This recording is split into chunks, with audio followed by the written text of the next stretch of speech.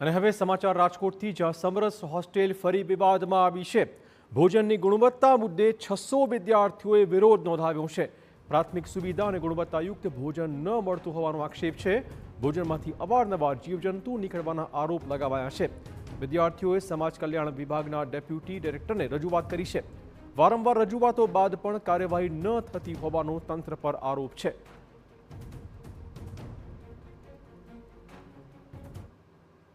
Proper infrastructure નથી, hygiene maintain નથી થતું। એક તો આપણે ટોયલેટની સીટ ને એ તૂટેલું છે। આરએનબીની ઓફિસમાંથી જે આપણે ઉપર મોકલવામાં આવે છે એ આ પોતે કામ નથી કરતા, પ્રોપર અહીંયા ઇન્ફ્રાસ્ટ્રક્ચર મેન્ટેન નથી કરી શકતા। અને બીજું આપણે એમ છે કે અહીંયા જે જમવાનું આવે છે એ વારંવાર કાચું નહીં આવે છે। સમસ્યાઓ સંબંધિત અધિકારીઓને વારંવાર રજૂઆત કરવા છતાં આના દરરોજનો પ્રશ્ન, જમવાની અંદર જીવજંતુ નીકળવા, ગુણવત્તાવિહીન જમવાનું આપવું। વિદ્યાર્થીઓએ અનેક વખત રજૂઆતો કરી, તેમ છતાંય જવાબદાર જે અધિકારી છે એ જાણી જોઈ અને કોન્ટ્રાક્ટરને બચાવી રહ્યા છે।